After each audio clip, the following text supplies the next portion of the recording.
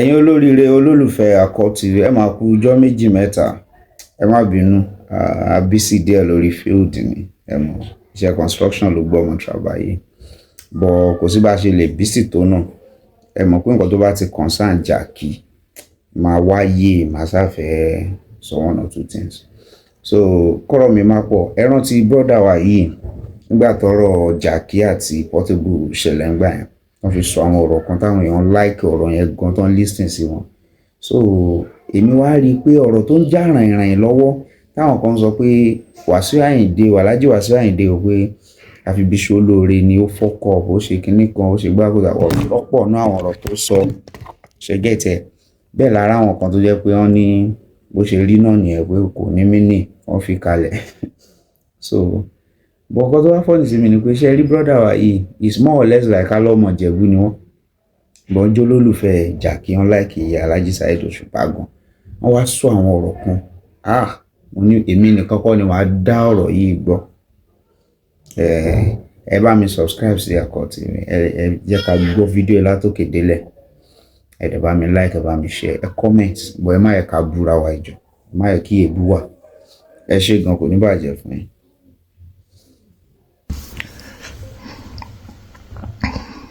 Ayégun gbogbo ilẹ̀ Yorùbá Wasiu Ayinde máa ṣá ọmọgbọ́lá wọn bàbá ẹ ní àyà o honestly mo tẹ̀ túnṣe ń gbọ́ interview yẹn gan dáadáa ń sìn ní ṣá ẹ sọ ọ́nù interview yín pé báàrí kọ́ ló kọ́ yín ní Fuji ó kàn race yín ni ẹni tó ti adopt yín tẹ́yìn gangan fúnra yín fẹ́nu ara yín sọ ó ti adopt yín láti gbà tẹ́ wà ní ọmọ ọdún mẹ́jọ 8 years old tẹ́ bá tiẹ̀ ní talent yẹn gan ṣé èèyàn kọ́kọ́ ló máa yín reshape talent èèyàn kọ́kọ́ ló guide yín ni gbà tẹ́ bẹ̀rẹ̀ sí ń kọrin ṣé ohun Barrister kọ́ lẹ̀ ń lò ẹ̀ wà pẹ̀lú ẹni tó kọ orin tó mọ orin kọ dáadáa lójú méjèèjì láti kékeré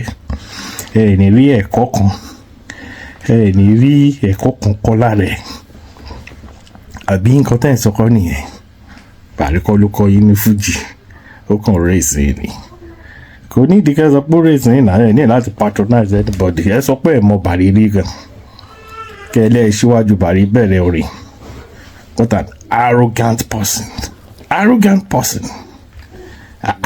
kí ló jó yín lọ́wọ́ tẹ̀sí jólẹ̀ náà gbèrò gbogbo ní Fuji yòókù gbogbo wọn á dẹ̀ gbẹnu dákẹ́ gbogbo wọn á dẹ̀ máa wòran báyìí àfi Jàkí nìkan Jàkí kíngí ẹ jọ mọ appeal sí yín ni this time around ẹ má jáde fún anybody o gbogbo èèyàn ti mọ position yín gbogbo èèyàn ti mọ stand yín just stay mute káti ẹ̀ wo onífújì míì náà tó náà bá lè tẹ̀rí sí tó bá ní effrontery láti kojú Wasiu this time around Jàkí ẹ jọ ẹ kàn calm down lemọ́lemọ́ Máyégún lemọ́lemọ́ yín ti pọ̀ jù bẹ́ẹ̀ dẹ̀ fẹ́ bẹ́ẹ̀ kọ́ Bàrí ló ní fújì ẹ̀ Bàrí is the founder is the pioneer of Fuji music ẹ̀yin náà nípa yín tẹ̀kọ́ o gbọ́n nǹkan tẹ́ wá ra ó lé lẹ́yìn ọjọ́ mẹ́ta yẹn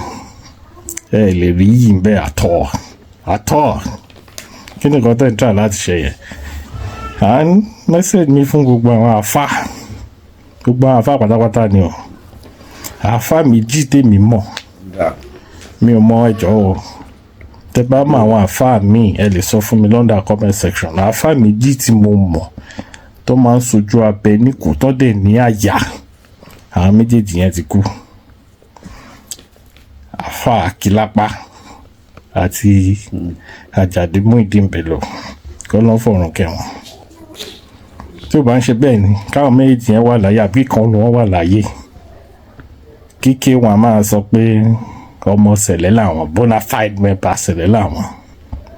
àwọn àfáàdẹ tí máa lọ lé wọn wá lọ ṣe prayer fún gbogbo àfáàtàdé ní Nàìjíríà àtàdé lágbàáyé everybody dẹ̀ ṣe fẹ́m kò sẹ́ni tó lè kàńtà ọ̀rọ̀ bẹ́ẹ̀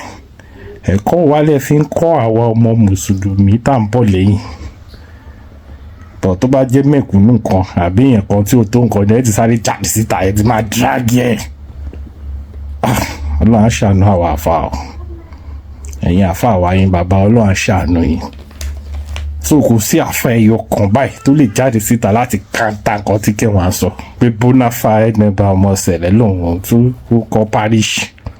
ìyẹn ọmọ mùsùlùmí. Ṣé bí ìlànà Islam ṣé bó ṣe làálẹ̀ fún wa nìyẹn? Ọlọ́run á ṣàánú.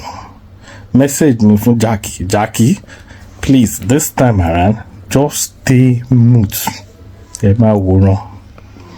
Ẹ fi ṣe òye làgbà. Ẹ má jáde síta fẹ́nu bọ̀dọ̀. Ẹ jẹ́ kẹ́lòmí náà jáde síta. Ẹ̀yin nìkan kọ́ lè ń kọ fújì.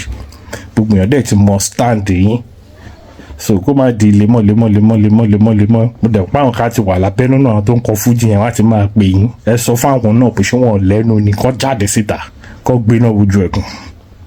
Ẹ jẹ́ káwọn náà gbéná wojú ẹ̀kún.